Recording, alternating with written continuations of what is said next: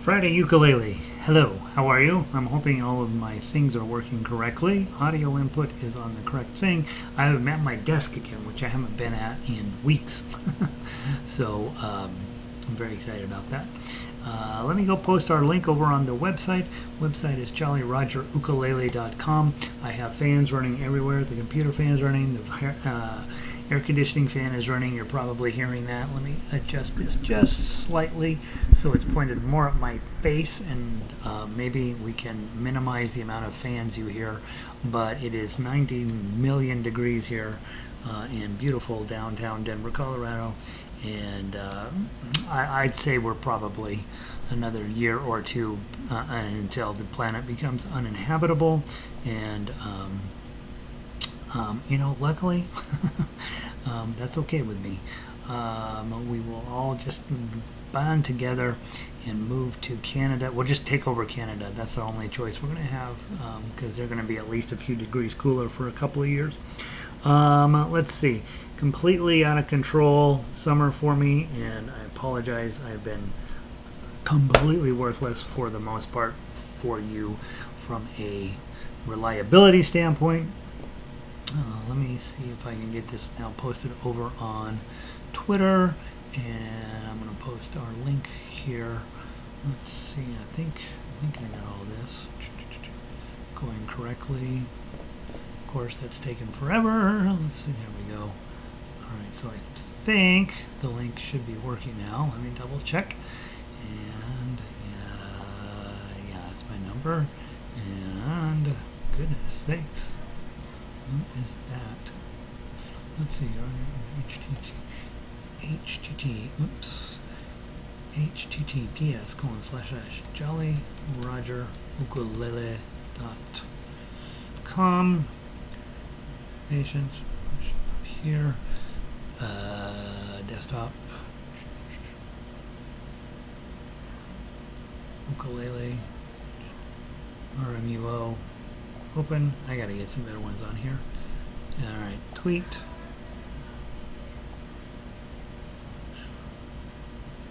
You might like it. Oh, kid love it. Alright, so that's bad. Alright, so sorry, a little crazy. Let me make sure everything happened the way it's supposed to here. Oh no, I don't need that. Close that out. Today we're going to be doing strumming in the key of C major. My Spaghetti Monster is a very exciting day when we get to do My Spaghetti Monster.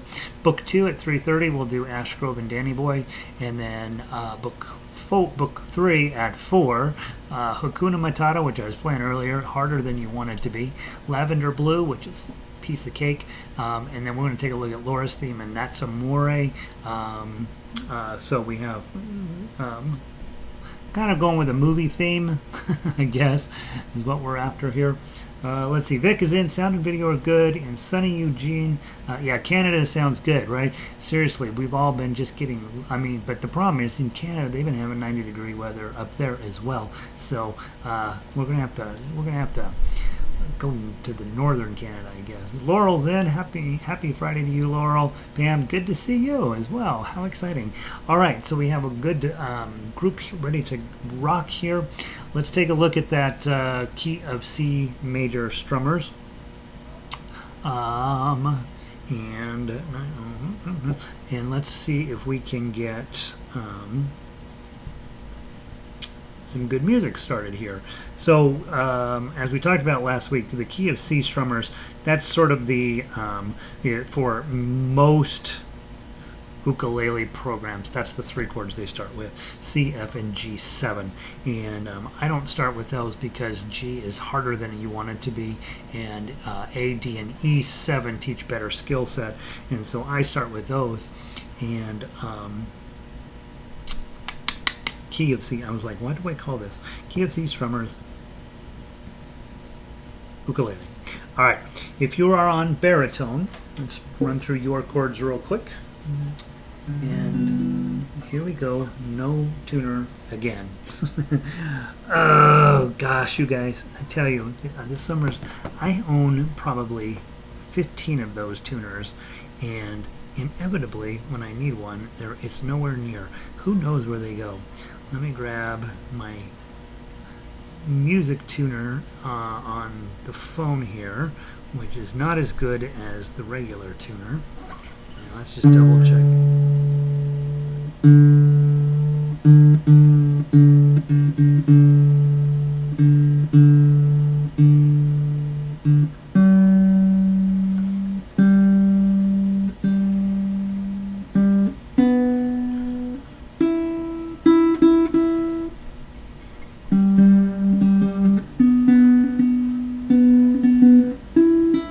Okay, close enough.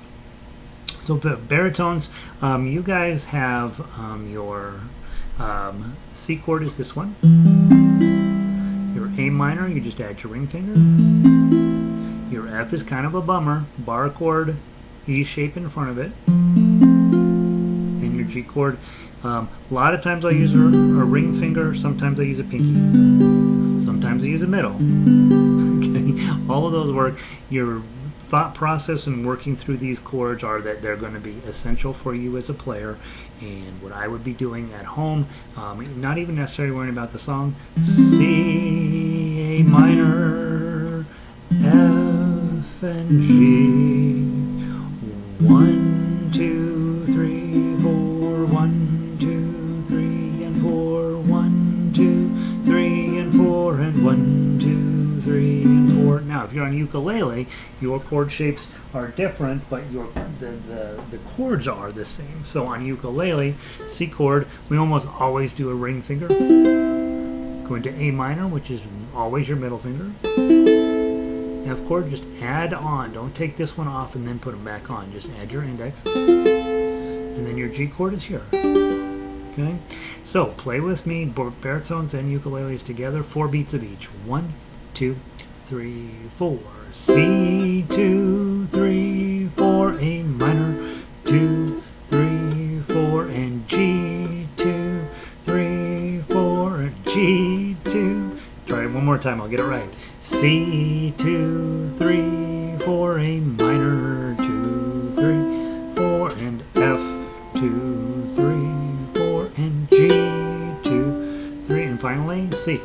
Okay, those are 4 chords that are going to be every single day of your entire life. So you really want to dig into those and make sure that they're feeling comfy.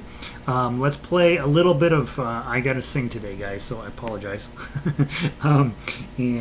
Since most of you are on ukulele, I'm going to be on baritone. Okay, just so we sound a little bit different than each other. And we will have that way I'll have the lower voicing and you have the upper voicing. We'll sound great together. Let's go with Waltzing Matilda. We're not going to do every verse, but we'll do some of them. Okay, so the first verse, I'd like you just to do your thumb down. Okay, 1, 2, 3, 4. Once a jolly swag man. Oh, let me. I'm on a baritone. Let's try again. 1, 2. Ready, play.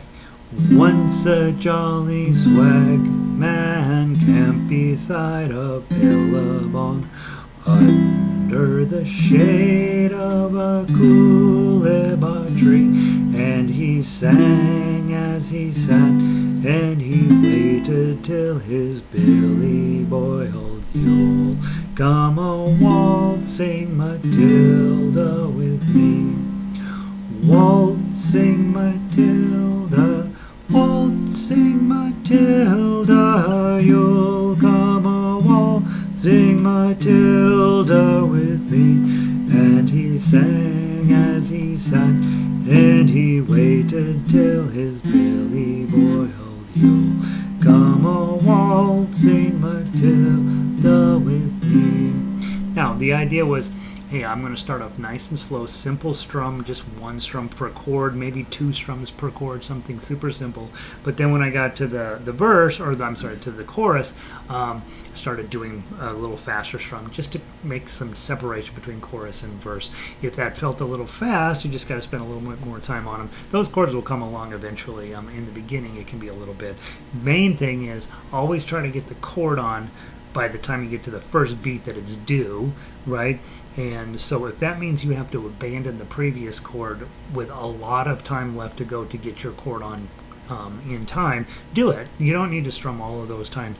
You can, one time per chord is plenty. Once, even in the verse, if I go waltzing Matilda, let's start on C.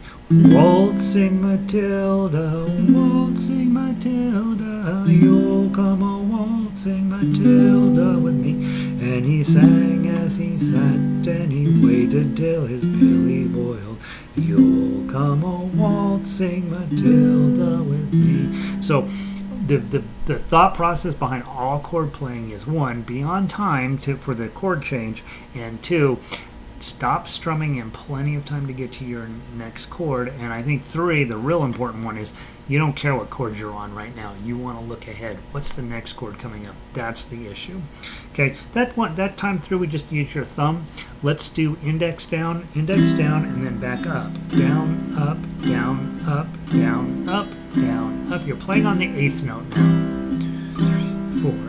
And notice my elbow is really not moving, right? I'm not playing from my elbow. Okay, I'm playing from my wrist. And 1 and 2. Here we go. Down came a jumbuck to drink beside the billabong. Up jumped the swagman and grabbed him with glee, and he sang as he stowed that jumbuck in his tucker bag. You'll come a waltzing Matilda with me. Waltzing Matilda, waltzing Matilda, you'll come a waltzing Matilda with me. And he sang as he stowed that jumbuck in his tucker bag. You'll come a waltzing Matilda with me. Alright, so now we've done two different strumming ideas. These are not patterns. You'll hear all over the internet about strumming patterns. Don't get yourself in some sort of crazy place where you think strumming patterns are a thing. You pick a pattern and you go with it, whatever that is. You get to decide what the pattern is. There's no right pattern.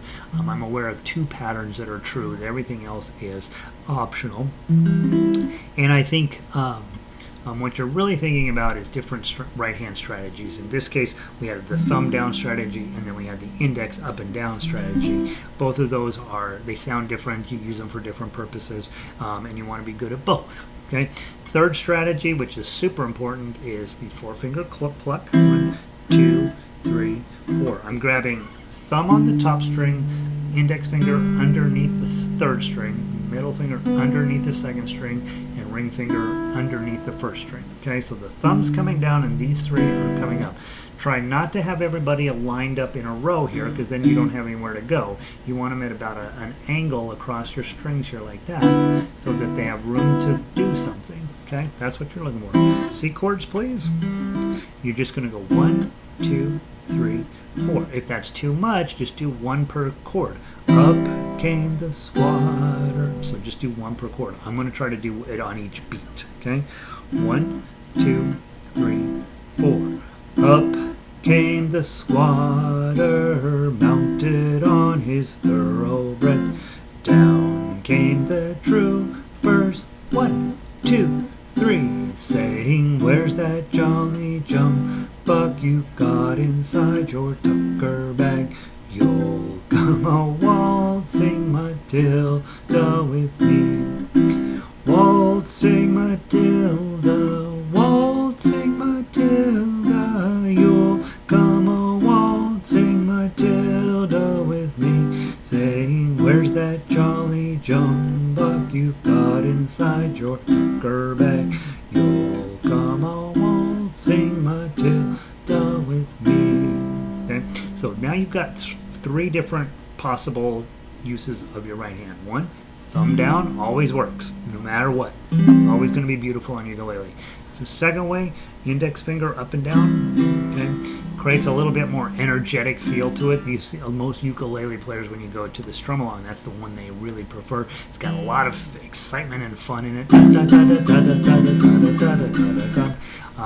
And And then the one you see much less of, and which you're going to need to get real good at, is the 4-finger pluck. Okay? And then verse 4, let's do the 4-finger arpeggio. Thumb, index, middle, ring. Thumb, index, middle, ring. So it's just a modified claw, but now you're going to do thumb, index, middle, ring.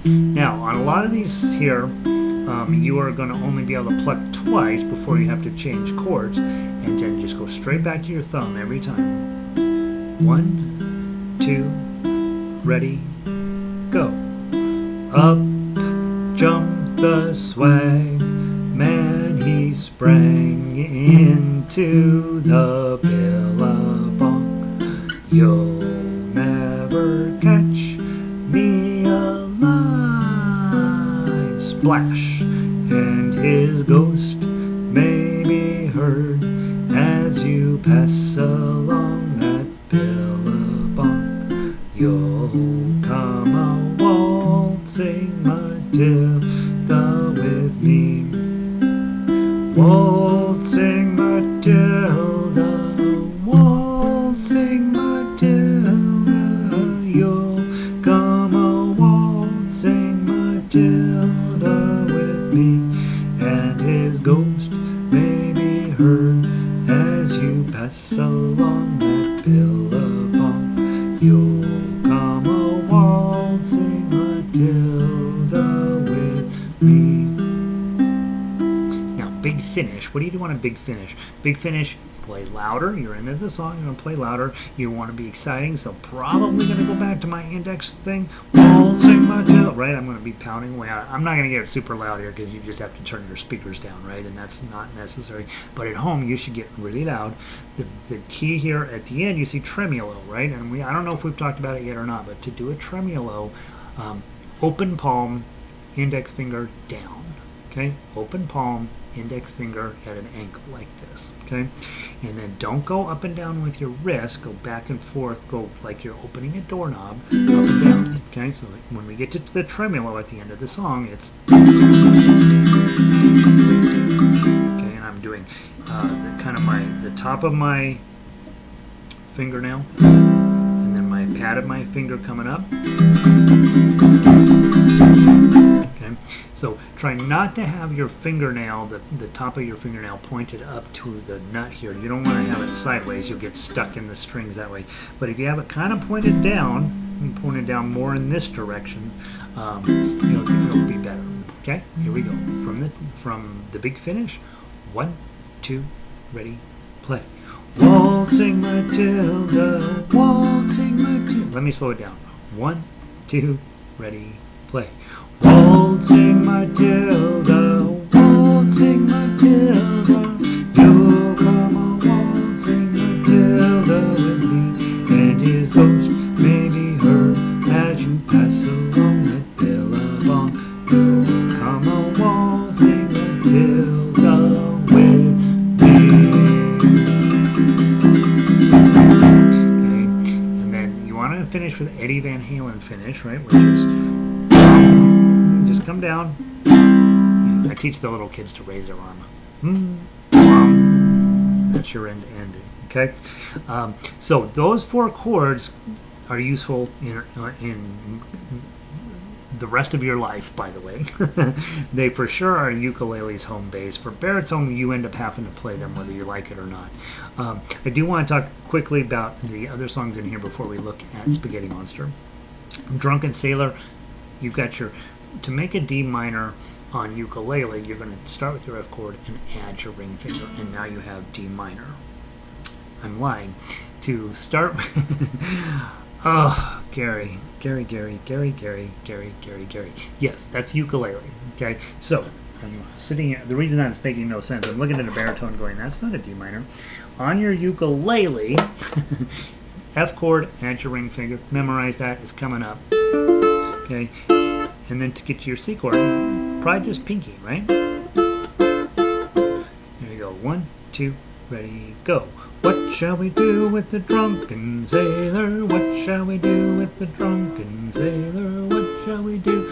Drunken sailor, early in the morning. Okay, so those are your chords. Okay, baritone players, you've got This is your D minor, okay? And notice that it's exactly the same as your C. It's just down here, add a ring finger, okay? And then we'll practice on hooray. Ready, go. Hooray, and up she rises. Hooray, and up she rises. Hooray, and up she rises early in the morning. Okay, that way you guys can play together if you know somebody has a baritone, or you have a baritone and you know somebody has a ukulele. By the way, guitar players should all know these chords as well if they've been taught, if they're taking it, the folk music tradition and knowing their chords. They should know those. I want to talk very briefly about page 2 so that you just have a chance to take a look at it. Notice on the ukulele, instead of a G chord, you're going to be using G7 on that page. And the G7 is actually easier to make. Okay, so if you go to You Are My Sunshine, you're going to find C and F and then G7, and it's going to just be easier to play the G7. You can always replace it, a G7 with a G, but you can't always replace a G with a G7, right? So you have to be mindful. If it says G7, you probably want to try to play a G7. We're going to play some songs today with G7s in them. We'll mention Kookaburra just for a quick. Most of us don't know that song, but if you were a Girl Scout, pretty good chance you might know Kookaburra. Let's just do the first verse so you know how it goes. Grab your C chord. You're going to play F, A minor, and G7 in this one. 1, 2, ready, play. Kookaburra sits in the old gum tree. Mary, Mary, bud of the bush is he. Laugh, Kookaburra, laugh. Kookaburra, gay your life must be.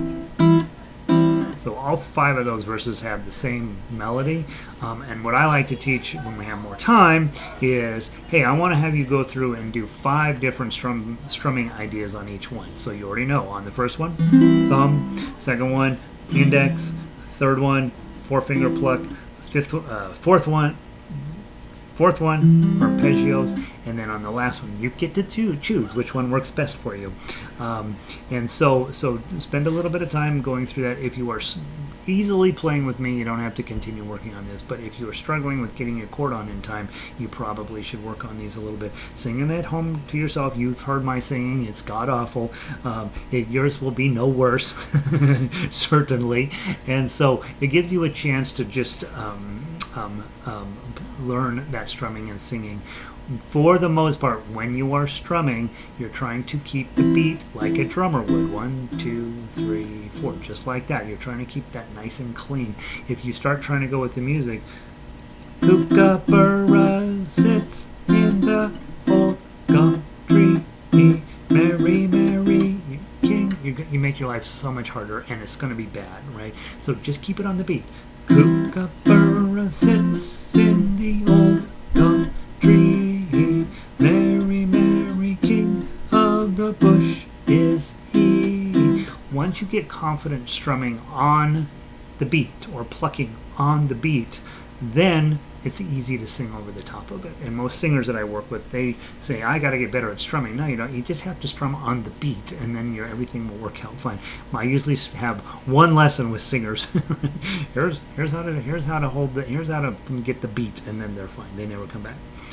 This little light of mine, super awesome opportunity to practice really slow chord changing.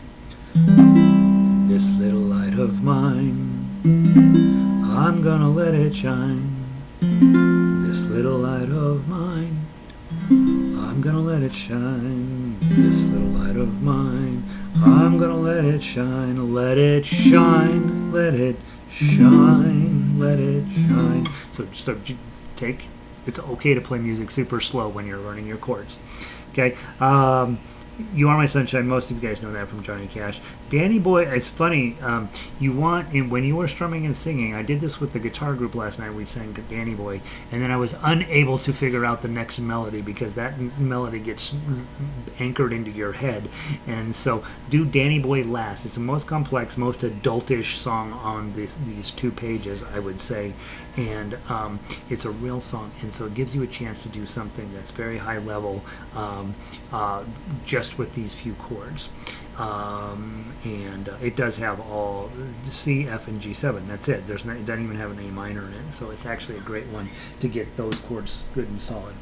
That's the strumming page. Now, C, A minor, F, and G, or G7 are coming up in your life. D minor is coming up in your life. There's nothing on this page that you don't need to know. And so just spend a little bit of time on it. These are fun, supposed to be kind of fun songs. Ann made it in. Hey, Ann, so delighted to see you finally. And Sandy in from Michigan. Hope everybody's managing the heat pretty well. Looks like the entire world is 9 million degrees. Unless you're on the other side, and then, of course, you've got wintertime down there. All right, so there's strumming in the key of C. There you go. I don't know what else to say about it. Let's grab Spaghetti Monster. My Spaghetti Monster. All right, so we're going to start this. So now this is the one song that we kind of have to separate you out, okay? So if you're on baritone, just hang out, pay attention to the instruction, and then we'll play your version, okay? I've only got a couple of songs where I really can't have you play at the same time, and this one happens to be the same because we don't really care about the chords in this song overly much other than to have a pleasant conversation about them.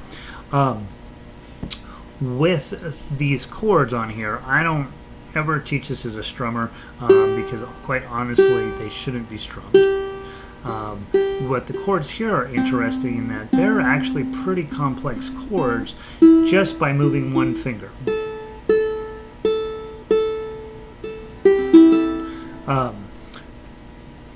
Notice ukulele players, you have a C chord. And then at measure 4 you have a C major 7. All you're doing is moving one finger. It's a very complex chord. This is a jazz chord. You're not supposed to get it in the early part of music education. We're supposed to keep it a secret from you. Okay. Measure 6, you have a Hawaiian chord. That's a C6, open. Okay.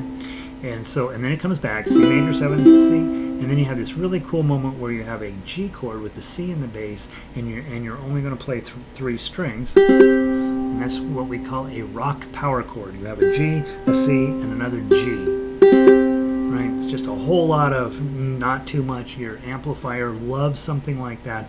And that's why in guitar they talk about power chords. Power chords only have 2 notes in them, and they get along really well with an amplifier. And so that's why they're called power chords, because you use them to get power. Okay? Let's talk about the melody. This is your song for the week. This is the second most important song in the entire program of everything I teach. You don't know this because you've never run into this song before. In this business of I want to only play music that I've heard before is just crazy sauce.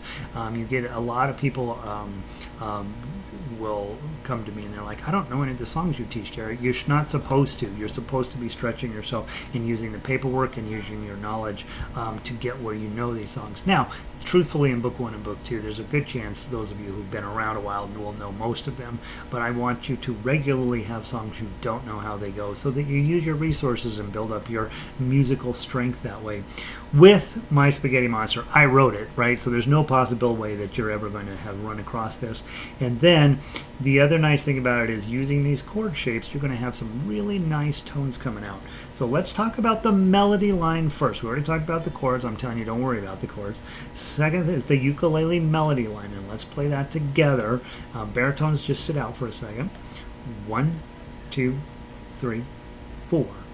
Oh, oh, oh, oh, 3, 3. Oh, oh, oh, oh, 2, 2. Oh, oh, oh, oh, oh, oh, 2, 3. Bunny hop, 3 on the second string. Here we go. This is the hard part. 1, oh, 2, oh, 3. 3, 1, oh, 2, oh, 3,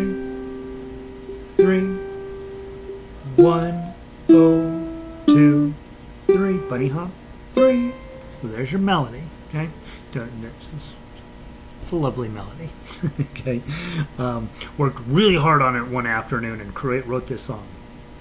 Now, now, let's take a look at the Tuff uke. You're going to play exactly the same thing you just played, but sometimes your thumb is going to strum down, and so measure 2 when we get there. Well, let's just play. Okay, so measure 1 is the same. Oh, oh, oh, oh. And then it says 0, 0, 0, 3. And those wigglies are glissandos. It just means slow down the strum with your thumb. Measure 3 is the same as measure 1. Switch your middle finger to the 2. Isn't that a beautiful chord? Okay, next note is 0, 0, 0, 0. Let's make this very Hawaiian, all zeros. And go back to the 2, go back to the 3. Little bunny hop to the second string, and this is important. Your thumb is going to come down. You're not supposed to play string 1. Notice there's no number on string 1, so your thumb is going to rest on there so it doesn't accidentally go off. We call it a rest stroke. Super important that you do that. Okay, 0, 0, 3. And then because it's a whole note, you're going to count 4 full beats in that measure. Don't rush on to the next measure until you've given that note a chance to develop. 2, 3, 4. Now the hard part's basically the same, 1, 0, 2, 0. And you got 0, 0, 3. Repeat that idea in 11 and 12. And a little bit of an alteration in 13. 1, 0, 2, 3. And then a nice C chord to wrap it up.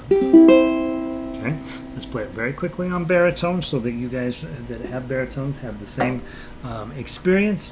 And I'm going to remind you, 1, you don't really need to know the chords on this one. You need to know the melody, and then all you do is, when it's appropriate, your thumb is going to cover a bunch more strings. All right, from the top, and now we're in the key of G. So ukulele players, just sit out for a second. 1, 2, ready, play. My spaghetti monster playing ukulele, flying through the rainbows with my heart. 2, 3, 4. Tasty marinara, yummy parmesan, we're pastafarians. Okay, let it ring out. Always hold the last chord until your ukulele stops making noise. If you're here in town taking my official in-person class, I ask everybody to memorize this one because then you'll have a song that sounds great on your instrument. Nobody knows, so they can't sing along with you. And when they find out you're taking ukulele lessons, they'll say, hey, play me something. You play them this. They will never ask you to play 2 songs. That's something I have found from not even your mother wants to hear you play 2 songs on a ukulele. So you learn to play this one song, and then anytime somebody says, hey, play me something on ukulele, you play them that nice little ditty. It's long enough for them to get the idea that you know what you're doing. It's not so hard that you can't memorize it, and it makes your ukulele sound pretty good and makes you sound like you're really doing great, right? So there's that. All right, My Spaghetti Monster is your job for the week.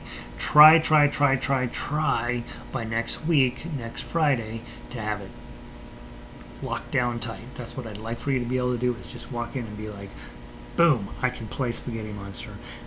Pam says she loves that song. I love that song too. Turns out I know the composer. He's okay. And he's not okay, really. He's kind of a mess. But the nice part is it's going to make you have something really beautiful to play for somebody else that's just long enough to satisfy their curiosity. And you may, by playing it well, they may say, boy, I sure would like to know that. And you're like, come here, sit down. Let me show you what Frere Jacques looks like. Hey, Robin, welcome in. Good to see you. All right, so let's go take a look. That's book 1. If you're working through book 1, you're done. Okay, let's move on to book 2. Let's go grab Ash Grove.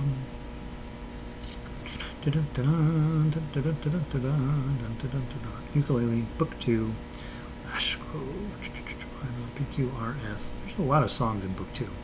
All right, so both of these songs today will play through both on ukulele and baritone. They're no longer ensemble arrangements, right? So ukulele's one way, baritone's the other. Here's the thing I ask you to do if you are on baritone and we're playing from the ukulele sheet music. Your job is to play the chords. Now, obviously, the chord shapes on the ukulele worksheet, sheet music worksheet, are wrong. The chord name is correct, but the shape is wrong. So for Ashgrove, if you're on baritone, you say, all right, it's a C chord. That's the ukulele C chord. That's not the one you're going to play. You're going to play that C chord, right? It says D minor looks like this. Not for you on baritone. It looks like that on baritone. So you're going to play that. Now on G7, you're going to play your G7. There's one other chord in here. Down at measure 14, instead of the A minor that it's shown, you play your A minor. Okay? So when we play Ashgrove and you're on baritone and we're playing from the ukulele sheet music, you use your baritone chords based on the name of the chord, not on the little diagram, or it'll come out wrong. Okay? Now, it won't come out wrong. It'll just come out really atonal, and it'll make people want to fight you. So that's your job when you're on baritone and we're playing from the ukulele sheet music. If you are playing ukulele and we're looking at the ukulele sheet music, you have choices. Okay, you can play chords if that's something you need to work on. C chord, G minor, G7, and A minor. Okay, you're all set. You can play melody, which is that melody line, or you can play TuffRawk. Okay. Ultimately, at the end of the day, you want to be able to play TuffRawk, right? On every single song that I put out. I don't almost never put out a song that doesn't have a TuffRawk on it, because I know most of you will spend most of your time playing solo stuff on your own, and I want you to be able to make it sound amazing, and that's why I write those out. However, if you are playing with an ensemble, there's no point in playing TuffRawk most of the time, because you've got somebody on chords, you're on melody, everything's working out great. The chord player actually has a harder job because they're supposed to fill in and make things interesting. Your job as the melody player is just to knock the melody out. If you go see any type of band that plays instrumental music, think of a bluegrass band or something. Everybody has this particular job. Bass player, he's putting in the root note. The guitarist is putting in the chord. And then the banjo player or the mandolin player or the violin player, they're creating the melody. And most often the melody comes out of the violin if they have one. And so each instrument sort of divides up into their main kinds of jobs that they do. And so that's what you're thinking about when you're creating an ensemble arrangement is, hey, I don't need to play all the hard stuff. I just need to play my part. But when you're playing by yourself, you got to put all of those things together in one. So let's see. Gary made it in from you are from far away, Gary. I'm delighted that you're here. How exciting! All of the Garys that are they don't make any more Garys these days. We're on the end of the line with Garys. We need Gary. We're a bunch of Garys because of Gary Cooper, and then there's been no Garys of note since then. So we're sticking together. And Jan made it in. Charlie is joining us. It is hot as blazes here. That is understatement. All right. I'm going to play this as written from the TuffRawk. You play whatever makes sense to you today. Okay. Now remember, the harder part about reading sheet music is not reading the sheet music. It's figuring out where the heck you're supposed to go. And so in this case, you play down to measure 8. You jump back up to measure 1 because there's a repeat at the end of measure 8. Then you play down to measure 7. Now notice there's a 1 over measure 8, so you don't play that the second time. You play measure 9, and then you take measure 9 all the way down to 17, and where it says DSL coda. So that means return to the segno and play to the coda. And so the segno happens to be at measure 1, so you go all the way back to measure 1. And then you're going to play down to the coda again, which is at the end of measure 7, and that's the spot where you jump over to measure 18. Codas come in a match set, and that's when whenever you hit a coda, you jump to the next coda. Now let me see if I can get my page turner to connect. It did. How exciting. We're all set. And so I should be able to switch pages without making a big scene. And we'll play it a little bit slowly, just so that you have the best shot of being successful. And Carol, good to see you in from the mountains. It's probably hot up there as well. From the top, Ash Grove, any way you like to play it, as written. 1, 2.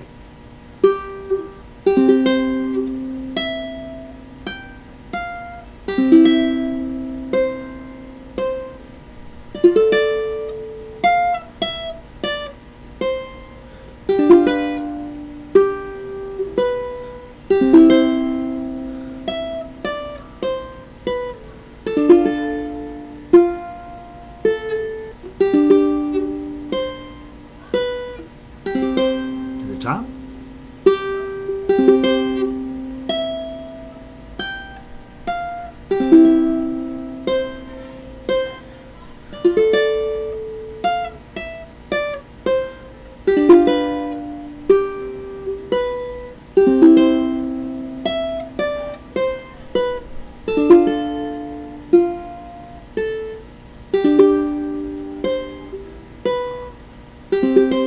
Measure 10.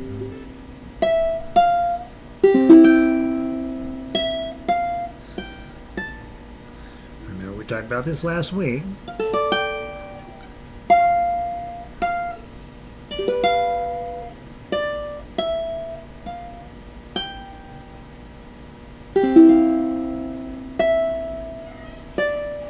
Here's a tough one on the 4.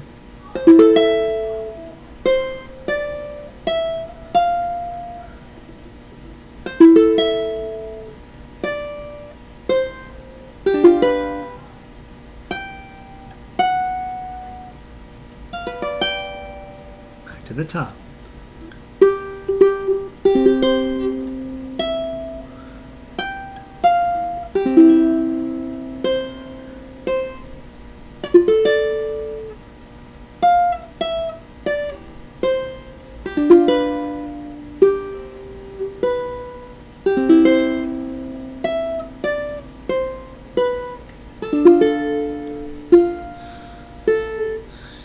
Jump to page 2.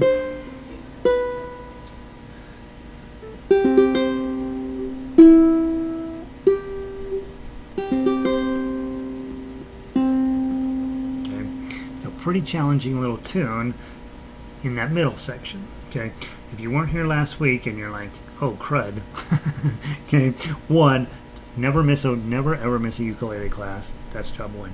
Job 2, notice this song is a beautiful old-fashioned little tune. It's dated 1802, but it's going to be way older than that.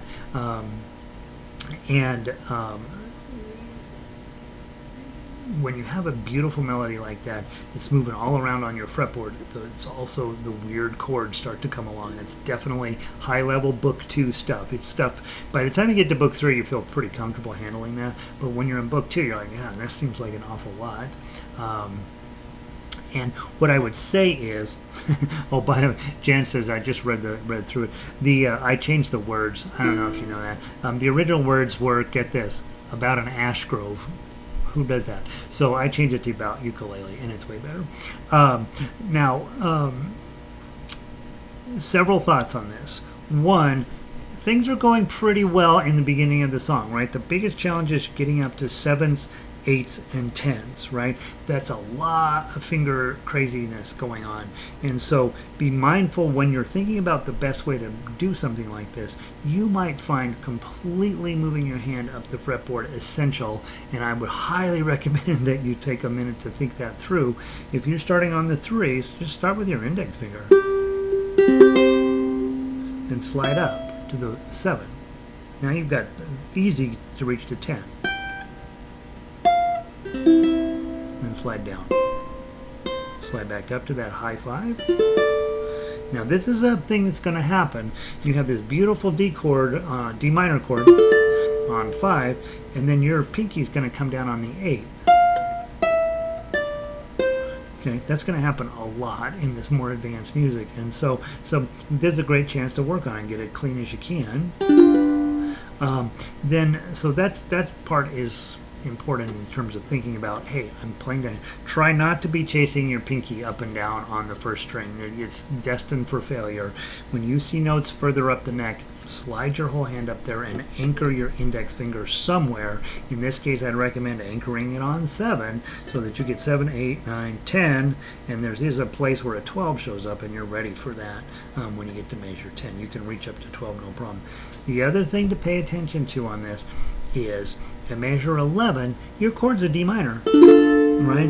But your melody note's a 10, so there's no way you're holding a D minor down here and playing a 10 up here. And so that's why we have to find that same chord further up the neck.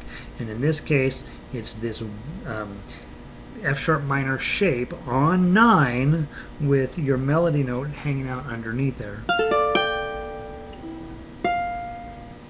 Okay, and so you would get where you play. Now, you're not supposed to slow down, right? You're supposed to play everything at a consistent tempo. But when you're a soloist, you do not have to follow that rule. And so when I get to those super hard chords, I'm probably going to think, you know what?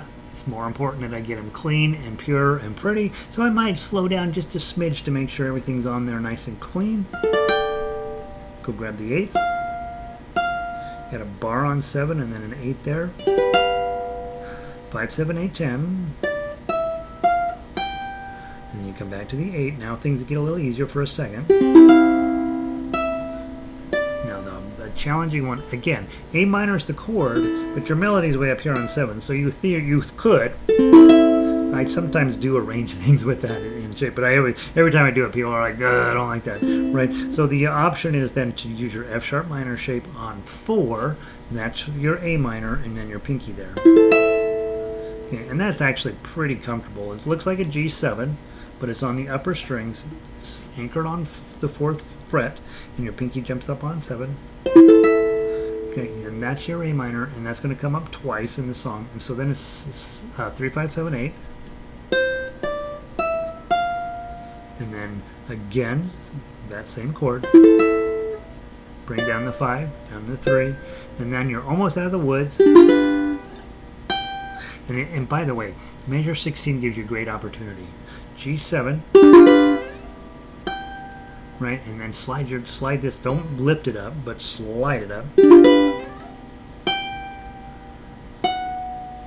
Bum bum, and then you've got this fun little G7 chord way up here on 10.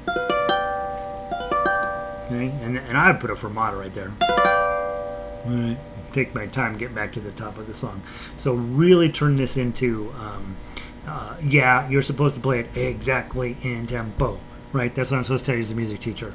As a musician, though, I'll tell you, you know what? That second part of this is way harder than the first part. I'm going to slow that down just a little bit and to make sure I get it clean. And honestly, on an old-fashioned song like this, you're not, I mean, Edward Jones from 1802 ain't calling you up and saying, you didn't play my song right. You know, it's different than Ravel when he was sitting in the audience and people were playing Bolero, and he'd go talk to the conductor afterwards and say, you played that too at the wrong tempo. You know, he really did that, by the way. You're not under that obligation as a solo ukulele player. You can adjust your tempo and make things faster or slower if you need to. Don't be ridiculous about it, but definitely try to make it where it's playable for you. Also think about if that second half is so hard to play, don't play the first half too fast, because then you're going to end up with this situation where I played my ukulele 1 minute every day, and I made everybody weep with my beautiful tones. Oh, it's not really rocket science. You might want to do that. You probably don't want to do that, but you might. If you want to do that, make sure it's a meaningful decision that you are going to slow it down for that second part a whole bunch, right? And then usually if you're going to do that, you're being a little schmaltzy, make it something funny. Jan says she loves these swoopies. I met with Jan recently, last weekend, I think. Right, that kind of stuff. Anytime you can do that, you're like, that just adds a little bit of something special that we want to do. All right, let's play the baritone version, then we got to talk about Danny Boy. Okay. baritone version of Ash Grove. Okay. If you are on ukulele, your chord, G chord, looks like that. You should know that, right? Your A minor chord looks like that. You already know that. Your D7 is 2 fingers right there. You already know that. And G, A, G, and where's the other? There's one, oh, an E minor down at 14. It looks like that. A little stair step. Start on 2, 3, and 4. Just a little stair step up, and you got a nice E minor. That's your 4 chords for this song. Okay. Your job is you're playing 3, right? You know, you're playing 3 beats per measure. I played my ukulele for 1 minute every day, and I made everybody weep with my beautiful tone. So that's what you're working on. Hey Elizabeth, good to see you. When we get to when we get ready for book 3, I'll tell you about the summer. You don't care, right? What you care about is playing more music, and that's what we're doing. All right, Ash Grove. I'm going to play the baritone Tuff uke, and if you are on baritone, now you can play chords, you can play melody, or you can play Tuff uke. If you're on ukulele, you will be playing chords from the top, not too fast. 1, 2.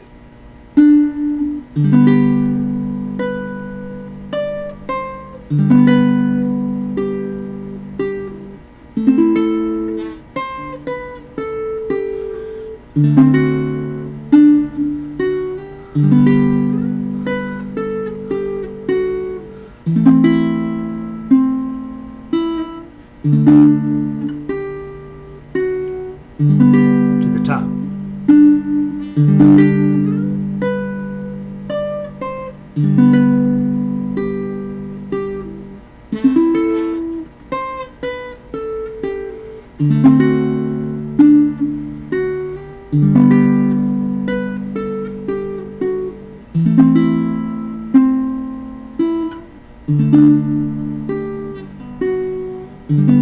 Measure 10.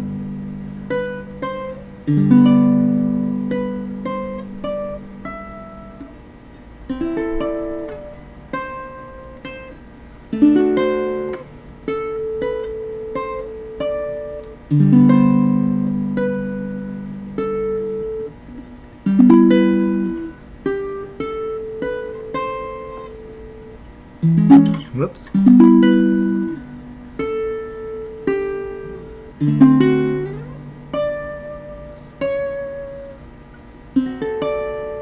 Back to the top.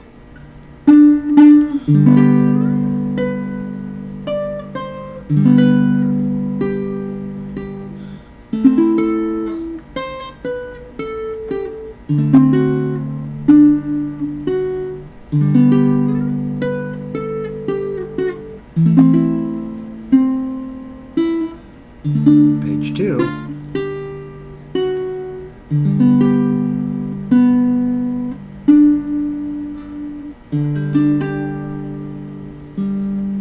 Okay.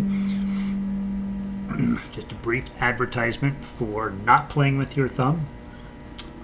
This song also sounds amazing, and we're going to work on Hakuna Matata in the next hour.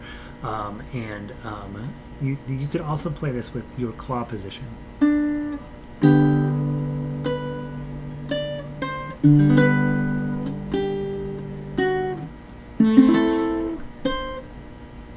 Whoop.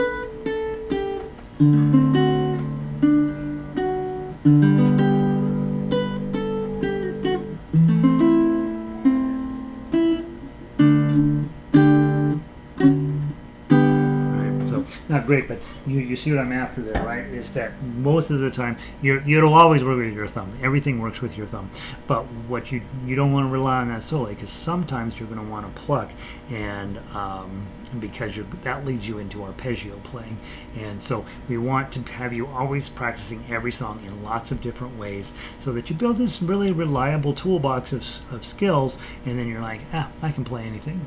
All right. All right. Let's divide the audience. We are at, by the way, I'm getting my weird little message that we're having not enough video for, or not enough internet for smooth streaming. So the video may get a little choppy where you are. This has been happening more and more with YouTube. I have the best possible internet you can purchase in a residential area in a major downtown area. So it's not me. Okay, I feel very confident about it. This has been happening a lot with YouTube everywhere I broadcast, and so something is going on with the way they're buffering. It's not good enough, and I apologize if you're getting messed up. Let's talk about Danny Boy, and I'm 100% positive I've got it in my book here, so let me double check. I was playing it off the computer earlier. Ukulele, book 3, BC, Danny Boy, ukulele. Now, baritone players, we always start with ukulele because the lesson is identical for you guys. Everything on the website is ukulele and baritone are exactly the same. I have a few things I have to finish up with baritone. There are a few songs that don't have baritone sheets. That's my main goal for the next few months, is just to get the baritones completely 100% equal. And I know that I need to get a baritone chord chart put together. Of course, you guys have gone to the internet and printed one out. The ones that are out there are okay. They're not great, but they'll work. But we always teach ukulele and then switch to baritone at the end, because it's 30 to 1 of people interested in ukulele to baritone. I'm very interested in both. I think you should own both. I think you should get comfy playing both. And the stream looks good. Okay. So sometimes when you get together with other people, if they all have ukuleles, you want to take your baritone, because you're going to just be able to play chords all night and just be, and drink wine. If you get together with a bunch of guitarists, they are playing the same key as the baritone, so you don't want to play baritone with those guys, because they'll kickstand in your face. They're wrong. Eventually they'll all be playing baritone, because guitar is an extremely unfriendly companion, but baritone loves you for your whole life. You can be I had a guy coming to me for a while. He was in his later 90s. I want to say 97, 98. He would drive to lessons. I'm like, ugh. But he had this beautiful, deep singing voice, and he was taking baritone ukulele lessons. Really a fine player. Danny Boy divides the group up pretty fast, right? Danny Boy, you either love it or you hate it. If you hate it, you're wrong. And so we're going to talk briefly about this piece of music. First of all, ukulele players, we're in the key of F. That's not your favorite key. The problem with key of F is B flats come along with it. If you're a baritone player, you're like, you know what, that shape's, I have to do that all of the time, so shut up. F chord. Oh, Danny boy, the pipes are. We've talked about B flat before. I would rather you use a full bar and your A shape in front. That's what I wish you would do. Calling. However, as you'll see me do all the time, I learned it as a half bar with the A shape in front. It's perfectly acceptable to play it that way too. Calling from Glen to, back to your F, Glen, and down the mountainside. The summer's gone and all the roses falling. 'Tis you, must go and I must bide. Page 2. But come ye back when summer's in the meadow. There's a D minor. Remember, D on ukulele, your F chord is just add your ring finger to get your D minor. Meadow. Or when the valley's hushed and white with snow. Okay, now here's the thing. Here's why I don't sing. I have no hope of hitting the next note. And yet, here we go. Oh, I'll be here in sunshine or in shadow. Oh, Danny boy, I love you so. Okay, so those are your chords. They work. They're fine. It's a very simple chord structure, honestly. You get that one D minor that shows up and you're like, oh, I forgot that's in there. Otherwise, it's just a 3-chord song with one goofy chord in there. Notice a couple of things. One, when you get to 16, at the end of measure 16, but if I've written them as triplets, so you're going to have that half note go for 2 full beats, and then you're going to squish those 3 notes into 2 beats. That's what a triplet does. So the turnaround kind of creates a little bit of energy to get back to the second half of the song. Let's play through the melody on ukulele. Baritones, you're going to play those chords on your baritone. Your F chord looks like that. Okay, looks like they're B flat. Okay, your B flat is index here and middle and ring here. Okay, your C7 is your C chord, but add your ring finger out here. That's your C7, and then your only other one is D minor, which you already have done today, which is this shape. Okay, so those are your 4 shapes. You're on chords. Ukulele players, you're on playing the melody right now, and you'll be working on this week. It's got a 1 beat count in, by the way. Ready? 1.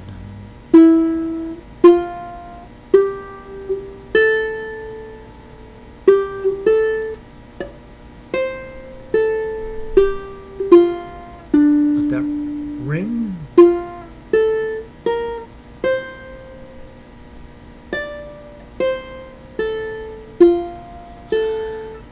Let that ring for a minute.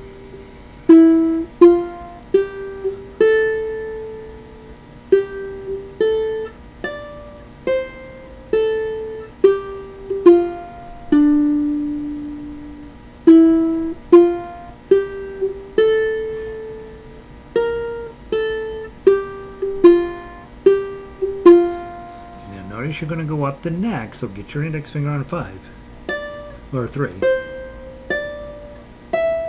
Pinky.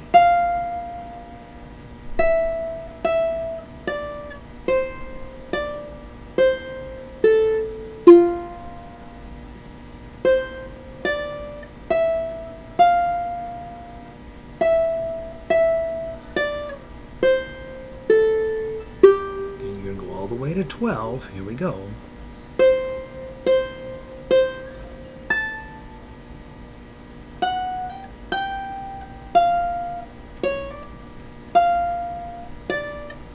Whoops, sorry, 10-10. Let's fix that. I messed up that whole section. Go from the pickup to 13. So those 3 3s before 13. I don't know what happened there. I played it wrong. From the measure 13, the pickup, the first 3 notes prior to 13. 1, 2.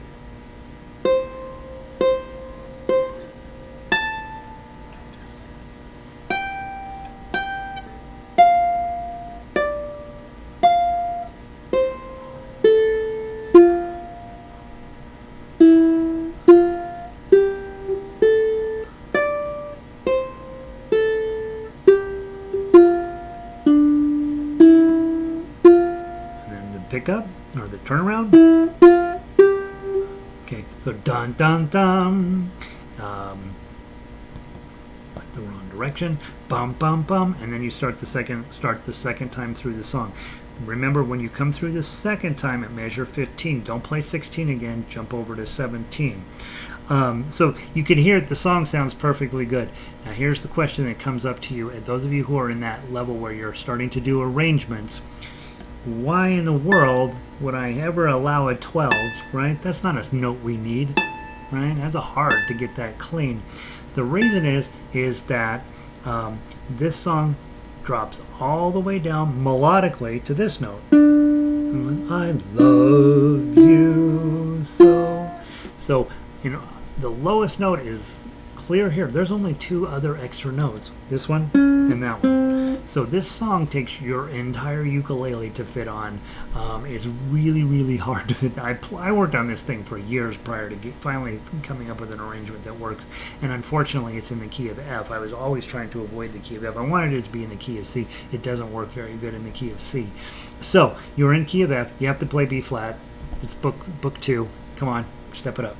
All right. Now, before we switch over to book 3, let me play through the Tuff uke here. Again, baritones, yours is exactly the same. When you work on this week, you will be making exactly the same shapes and all this as on the ukulele, but of course you're in a different key. And then next week when we get together to play, we will play it on baritone and ukulele. But let's play the Tuff uke as if it's the second time through. Okay, so 1 beat counting and then go. 1.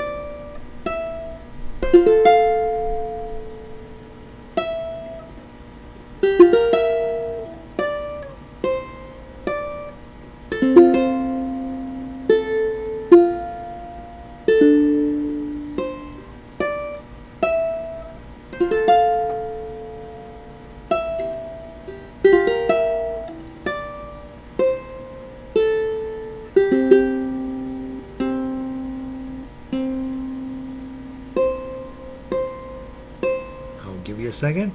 8, 9, 10, 12.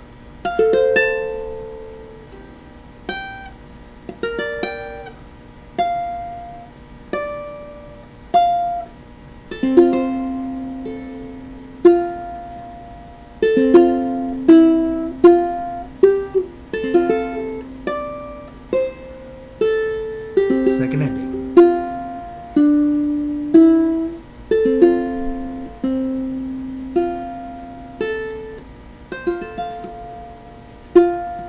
And so there's Danny Boy. The thing that jumps out at me to me, in measure 9, the middle of measure 9, you have this weird shape. It's 5, 6, and 7, right? Okay, so it's a pretty jazzed up version of B flat with an E on the top. Okay, so it's kind of cool. So that shows up, and then of course at measure 13, that one is just remember, you're going to just drop it in 8, 9, 10, 12. Okay, that note is what makes that note right there is why some people can sing this song and some people can't. Okay, and a lot of people try and a lot of people fail, and you can play it on a ukulele because you have a 12. Don't just make it beautiful. And then you got that straight up bar chord there, the 10s. So those couple of moments in there are pretty challenging. Work on those this week. You're going to end up with a beautiful piece of music at the end. If you hate Danny Boy, you're wrong. And so get over it and learn to play Danny Boy. It's never going to suck as a song. Right. Let's see. Rita made it in from Illinois. She says Highland Park. She's really from Chicago, you guys. She's really a... she's one of those people you don't mess with. She's from the upper Midwest. All right, so there's Danny Boy. Work on that this week. We will play it next week. And baritones, yours is the same except in a different key. All right, let's switch on now to book 3. This is where things get pretty challenging, right? We're going to play Hakuna Matata first, only because it's really hard and I want to get it out of the way. I was playing it earlier. OMG, it is tough. All right, so grab Hakuna Matata. Now, we have an ensemble version of this, which is exciting. And again, for those of you who are hanging around and thinking, you know what, I don't know if I like that guy or hate that guy, here's what I'll tell you.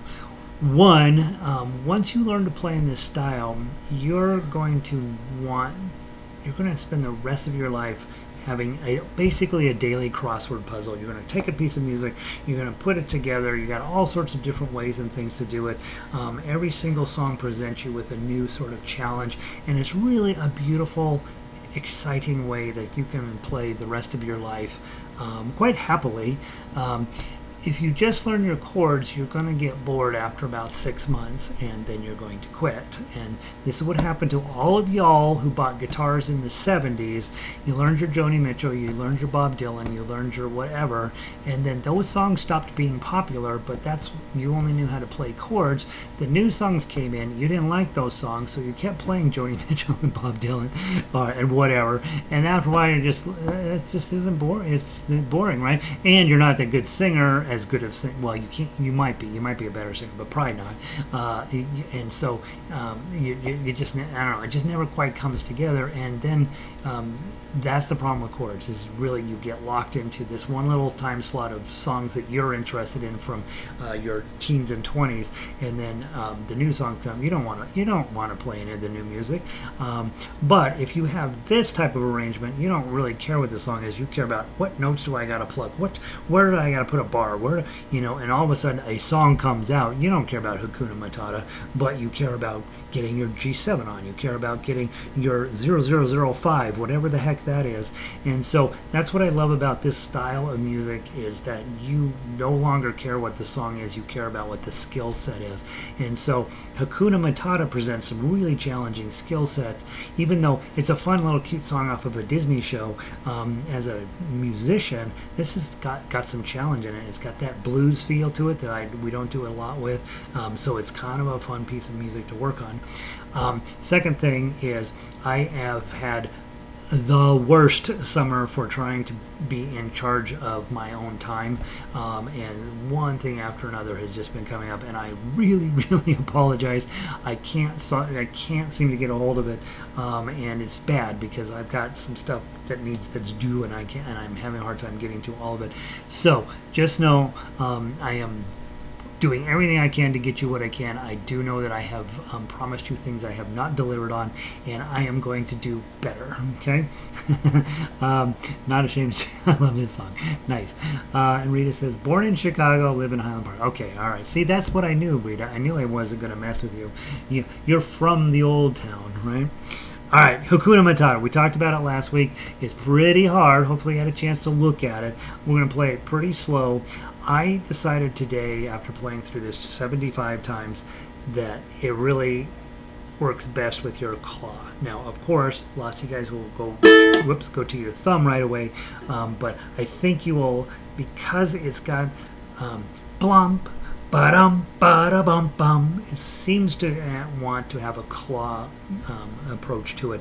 But of course, play it however you want. I've made a few changes to my sheet music, but not enough to make it a huge difference to the way you should play this. And I've made some pretty specific notes about which fingers to use, and I might be sharing that with you as we go along. Let's walk through. I'll walk through the ukulele Tuff uke. If you're on baritone, you can play with this at the same time. Either melody or chords or Tuff uke, because we have an ensemble arrangement. This is exactly what orchestra music looks like. This is the conductor score, so you have everything that I would typically have when I'm up there conducting, and you can then see what the other parts are doing. And when you look at a full score, it's actually quite lovely. Okay, so if I'm on ukulele, I'm starting off with my G7. Okay, and I'm making kind of a big deal out of it. And then I've got this 5-6, 5-6, 5-3 business. Okay, and it sounds okay if I'm strumming it, but I've found that I kind of like that better, but it's up to you. Okay, and then 0, 0, 0, 3, 5, 6, 5. Right, and you've got a triplet there, so make it a little bit wanky. Bum bum bum bum bum bum. Okay, so kind of overdo that just a little bit. Okay, if you can, and then measure 5. Back to the same idea.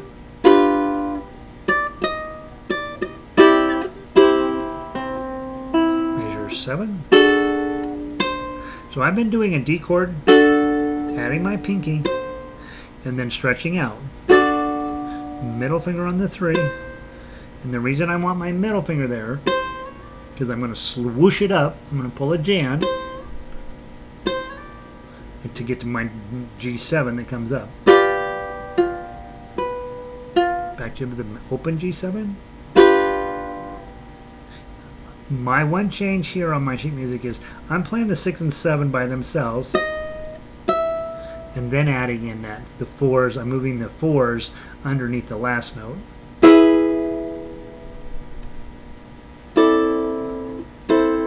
and then just finishing up in measure 10. Measure 10, the opens.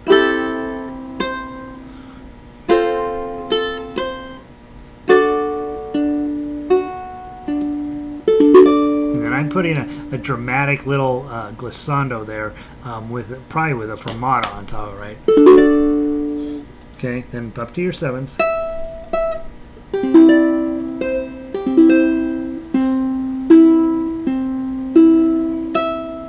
Fill us, and get your middle finger onto this 5. And I just added in some arpeggio picking there, but what's written is perfectly fine too, because you could go your 7s, let it ride, and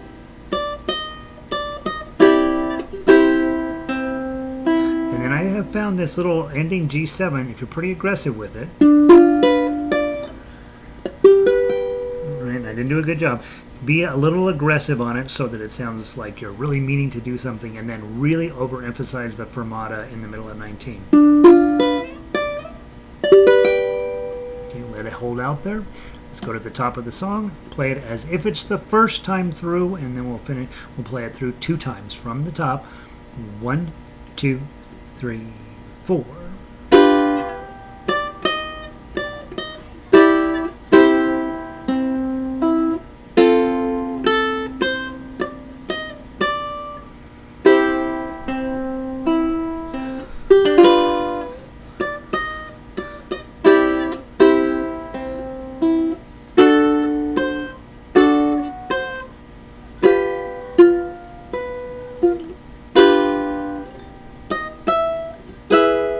Page 2.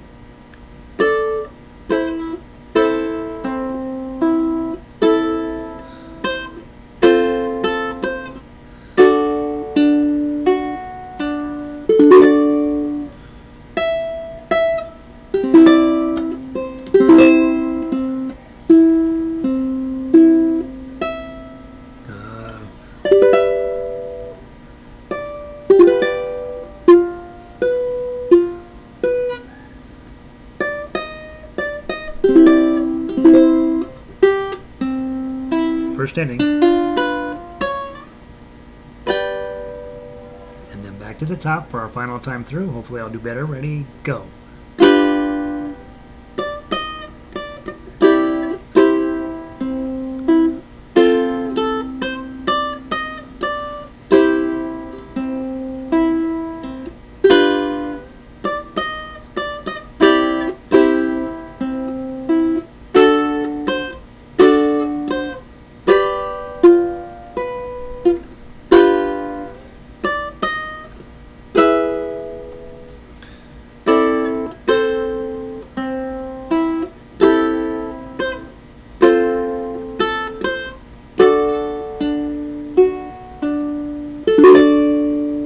Going.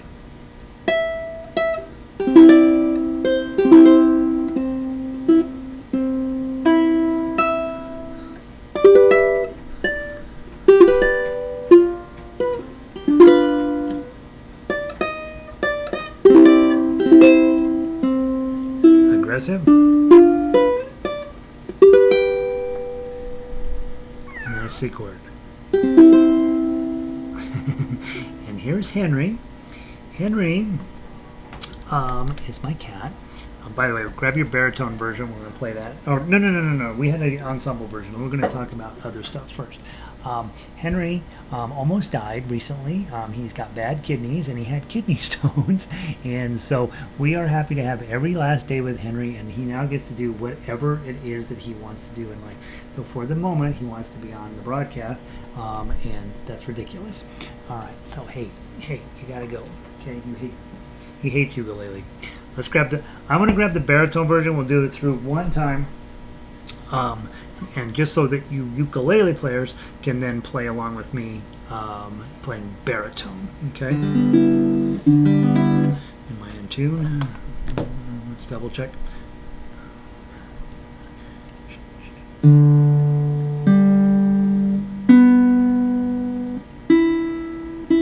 Yeah, close enough. All right, I'm going to play. I haven't played this. I haven't practiced this on baritone, so I'll probably make a ton of mistakes. 1, 2, 3, 4.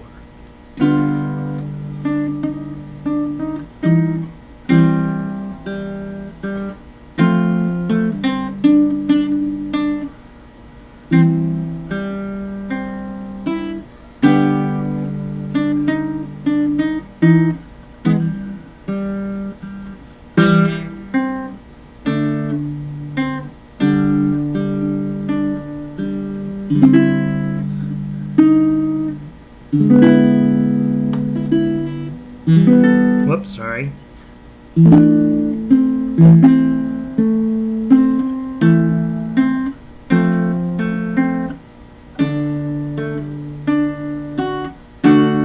Measure 14.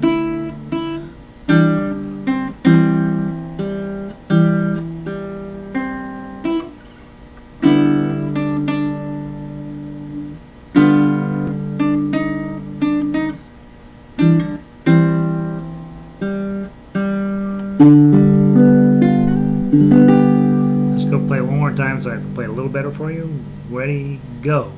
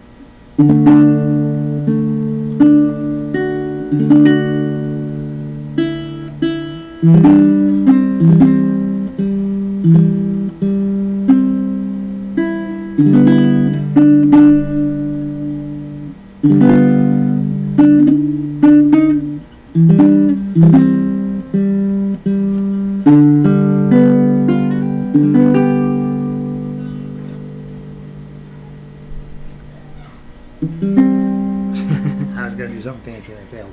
There we go. So there you go. They give the baritone version and the ukulele version. It's all on one page. You got the conductor score. Everything's great. Let's go take a look. Hopefully that challenged you. That's a very challenging little piece of music, and I love it. So hopefully you liked it. Let's go take a look at Lavender Blue.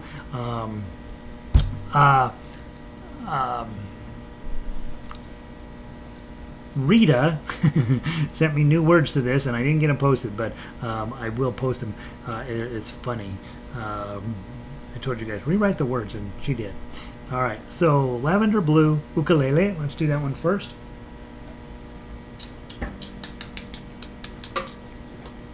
Okay. One page, right? When you have a short little song, you want to take advantage of every possible note in there, make it as pretty and as beautiful as you can. From the top, 1, 2, 3, 4.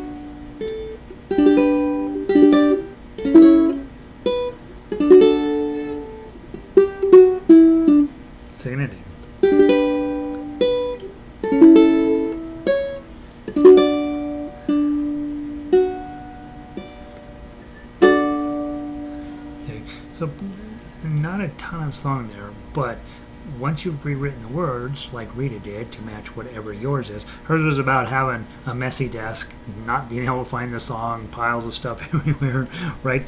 And make it the song your own. All of a sudden, you care about this a lot more than it is. It's a super old-fashioned song. It just happened to show up in a Disney tune.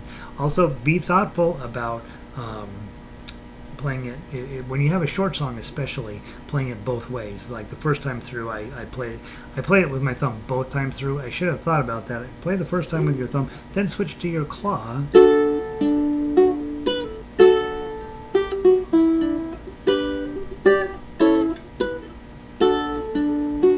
And that sound pretty? And so the idea is to bring your full skill set, okay? And then obviously the lavender blue, dilly dilly, lavender green, right? You do something with that. All right, if you sing. If you don't sing, don't do that. Let's do the baritone version. Ukulele players, you're playing an A chord, you're playing a D chord, and then you got your stinking E chord. Hate that E chord, right? So as we talked about last week, give some thought to playing the whole thing with a bar. A chord with an F shape is F shape in front of a bar on 4 is your A. Okay? Your D is a bar on 2 with your pinky on 5. and your E is then a bar on 4 with your pinky on 7. So you could play the whole thing with a bar, and all that time we've spent over the last couple of years working on your bar chords will pay off, and you'll be all proud of yourself. From the top, baritone players, however you want. 1, 2, 3, 4.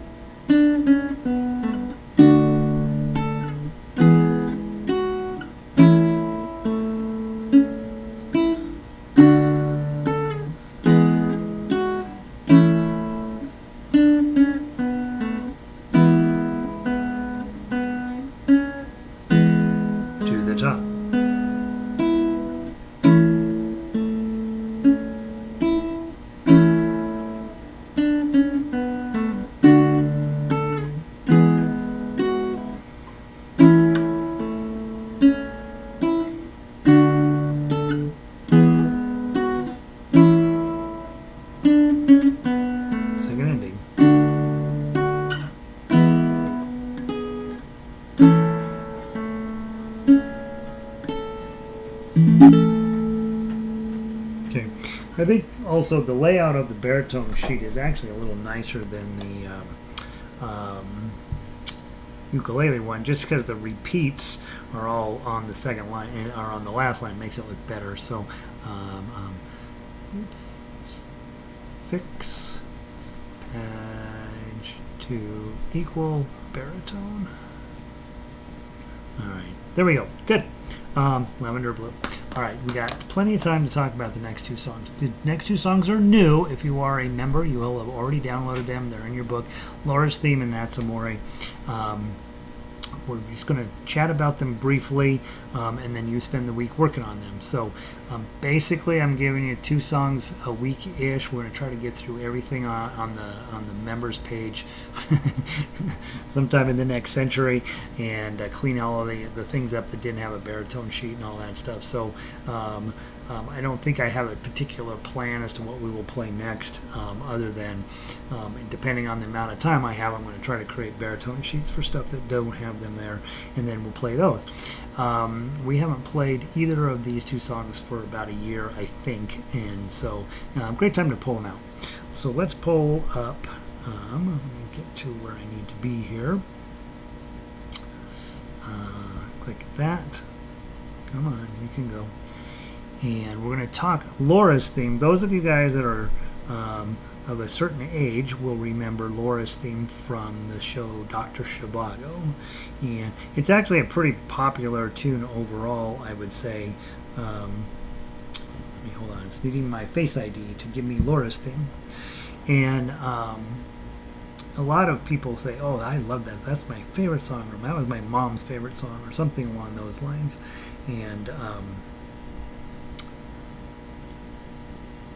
so it's worth knowing. It's kind of hard.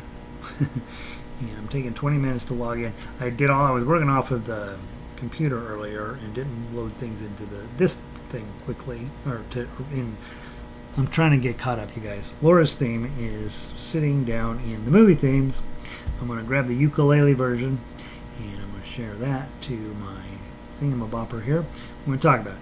So it's originally called Somewhere in My Love. We did it during the 60s theme. We did a few songs from the 60s, and this one was it. Really nice song. You look through it, you've got a few places where the chords go up the neck, but for the most part, it's going to hang around the open frets, and then there's kind of a little bit of a mess at 23 and 24, and then and it's cute because I did see back then I was actually showing you what a G7 up the neck looks like, and we don't even talk about that anymore. That's something you're just expected that you know what to do.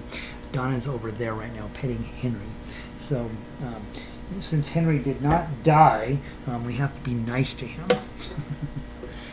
Yeah, he's got trouble in his kidneys apparently. So let's talk about Laura's Theme.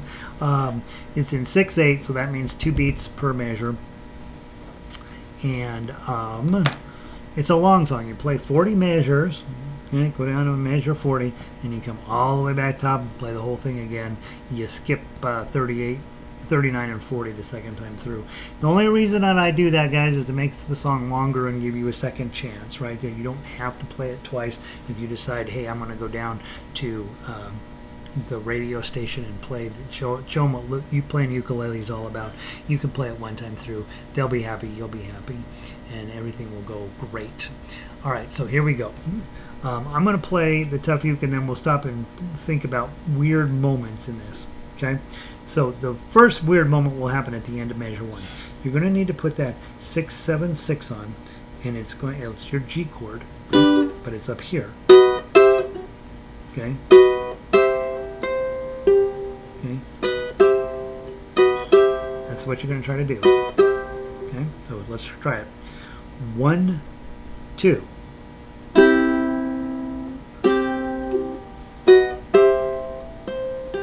Okay, back down. D minor. Pinky. G7. D minor. This is hard. Okay, then we repeat the whole idea. Whoops, sorry.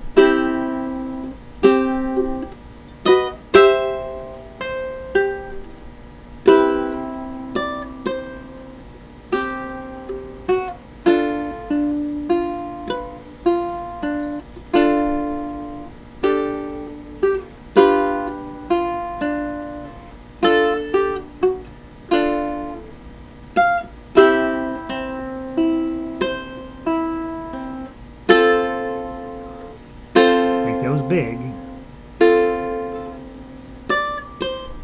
Page 2, regular F chord with your pinky. Okay,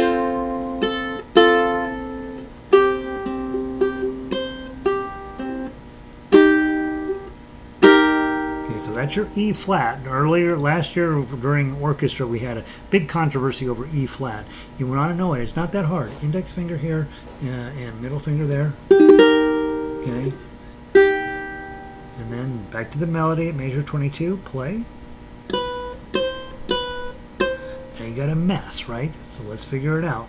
5, 6, 5, 7, that's your B flat on 5. And then you got 6, 6, 7, 8, so slide it up to 6. A shape in front, guess what that is? That's your B flat on 6. And then your G7 is on 7 with your pinky or middle finger on 8.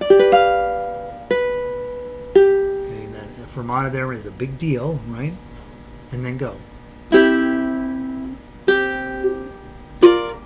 Whoops.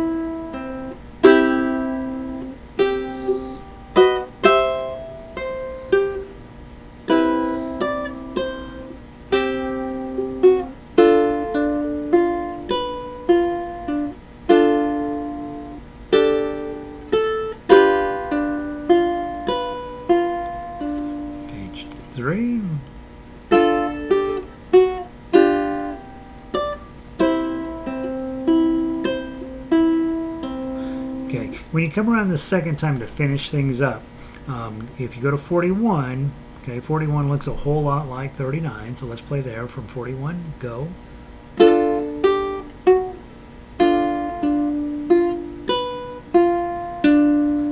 Let that drain out, high G7, and C. And then a little ending.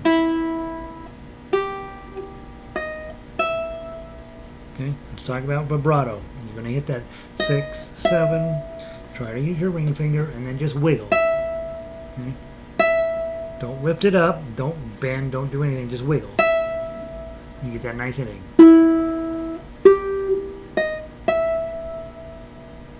Okay. The wiggle is the key to vibrato. Those of you who had violin, you already know that. So the only parts that I see that are really brutal, getting 23 incorrectly. Okay, so those 3 chords, and luckily they're dotted quarter notes, so you got a lot of time to get them on. That seems pretty tough. And then just getting that 6 and 7, I blew it several times, right? Once you get it, you got it. Not that hard. I think that's the main stuff to talk about. Let me run through it real quick on baritone so we can talk about the chords, and then we will talk about, what's the other song we're doing? That's Amoré, which is a much easier song. All right. Baritone version of this. Click, click, click. Where did it go? The baritone version is an ensemble version. That means that you can play along with this at the same time. And so you just have a melody, though, so you don't have a tuff uke on this. So obviously if you have a baritone and you want to play a solo version of this, you would play from the ukulele sheet music. But next week when we play this, you guys will play at the same time as the ukulele player. So let's just take a look at it. Start with your 2, right? And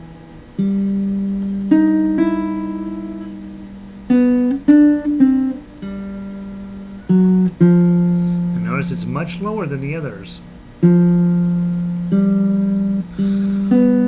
So you'll sound really cool if you play it in an ensemble.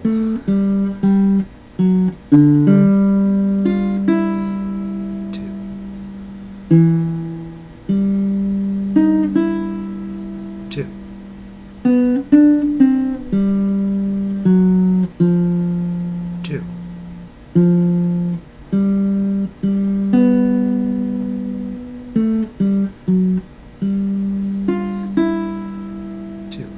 Things change.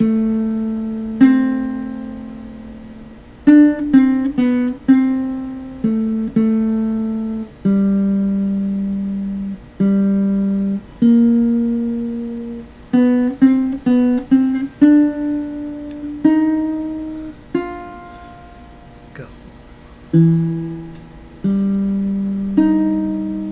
Oops, page 2. I should have put it in my thing. Okay. Measure 27, go. Okay,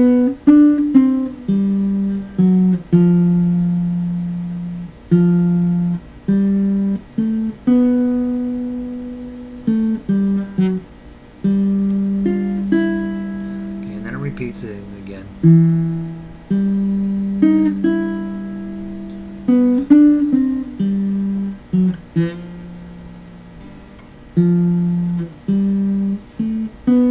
Go to the second ending.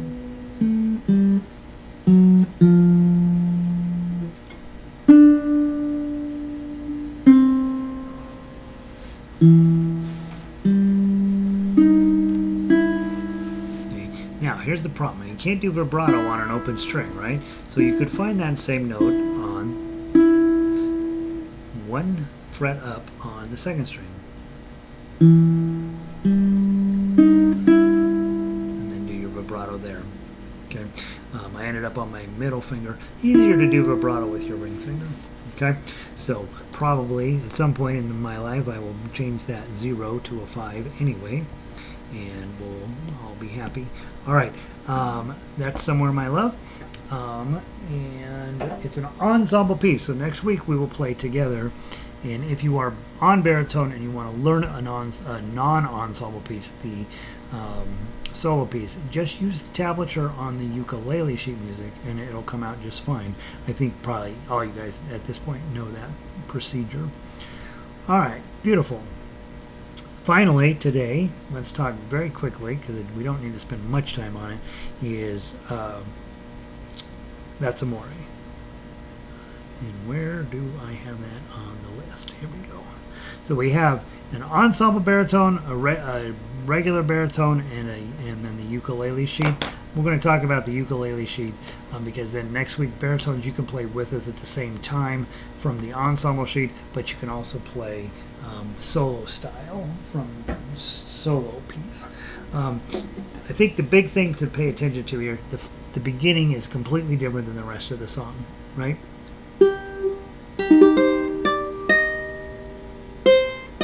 Whoop.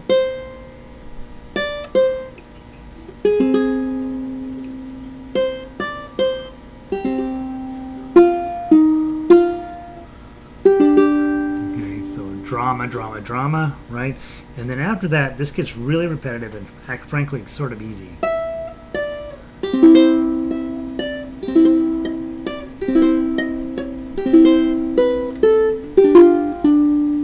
Got a diminished chord here at 12, and then your D minor 7.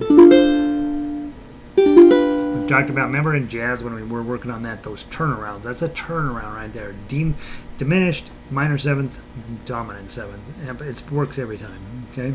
And then you've got something very similar but just a little bit different in the G7, which goes to 5-3.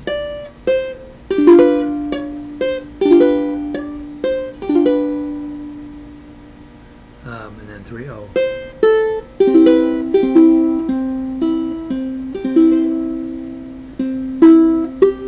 And then bum bum.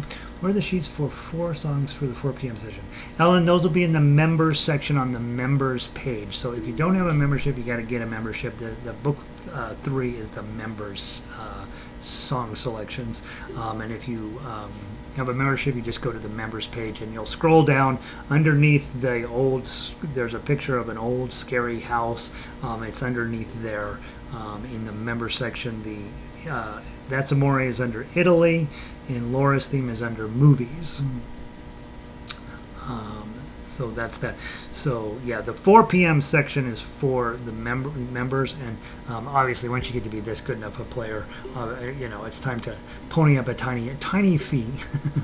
Okay. Now measure 21, things get easy again, and then it gets really easy through 25.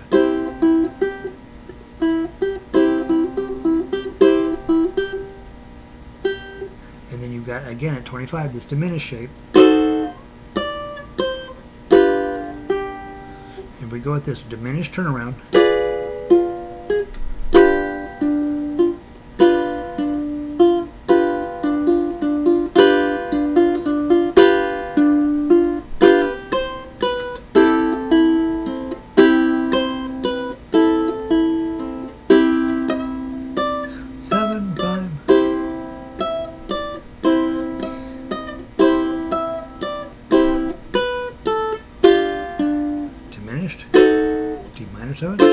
G7,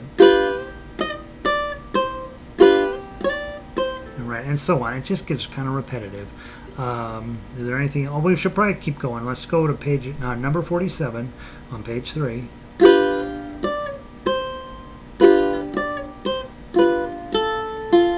And here at measure 50, it changes. You got an E7, and then to the B flat 7. We hardly ever use that one.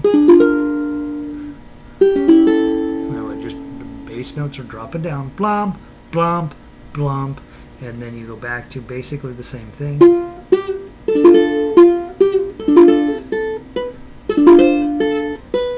And this is different, F minor. And then let that ring for a second. And then back to actually repeat.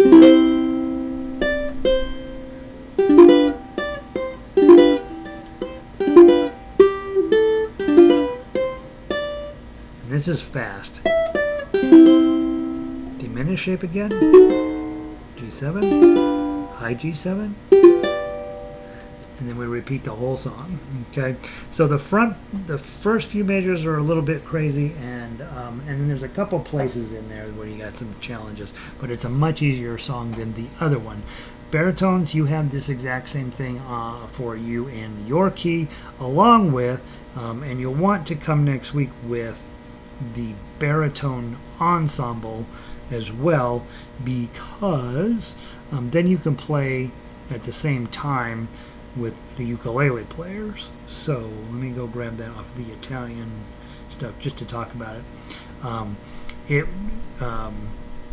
how interesting! Oh no, that's the non-ensemble one. I was like, wait. so the baritone solo is also in G minor, and then the baritone. Wait a minute, something's not right. I'm lying to you. The website is incorrect. That's Amoré. Baritone in G minor. Oh, so they're both. Are they both the same, or did I not hit it right? Ensemble. So I got a mistake on the website. So just print out the one version, or don't print it. If you don't have to, don't print it. But there's only one on there. I'm going to go check and see why I'm showing an ensemble version, because it's not coming up. So let me take a minute after class here. I'll go take a look at that. And if you see the ensemble baritone PDF just disappear, you'll know that it doesn't exist. But wait until tomorrow. Come back and double check that it should look noticeably different from the baritone solo. For some reason, they're both coming up. I must have goofed up the link, is what I probably did. So I'll go find it and make sure I'm giving you what I think I'm giving you. All right, guys. Question. I am essentially caught up with email finally, and so there's a good chance if you send me an email, I'll actually write you back. These days it got terrible last semester, and I just never really got caught up. And then this summer's been ridiculous. So if you have questions, comments, concerns, toss me an email. And obviously, if you aren't a member yet, you should get that way. It is. I'm just scrolling through everything on that page. It is insane how much music there is, and we're just going to spend the rest of our lives working on it and getting really good and becoming fabulously beautiful musicians, which you already are. That's Amoré is also under Disney. Okay, good. Thank you. Carol, good to see you. Jan, thank you all for being here. There's too many of you to say adios to everybody, but thank you all for being here. Let your friends know this is a very fun and easy way to play music, where it's not competitive. You do what you can. You work your way through the songs and the various levels. By the time you're finished with book 2, you're set to play high-level ukulele for the rest of your life. Honestly, guys, once you're there, you can play all of the fretted instruments, all of them. And so just keep your nose to the grindstone, put in a little bit of time every day, and you'll become a fabulous player. Hope you guys are having a wonderful day. I hope the weather is not like my weather, and I will talk to you. Oh, we have Harmonica next at 15 minutes. So go over to mammothgardens.com and look at that, and give me a thumbs up if you want, and I will talk to you all soon. Peace.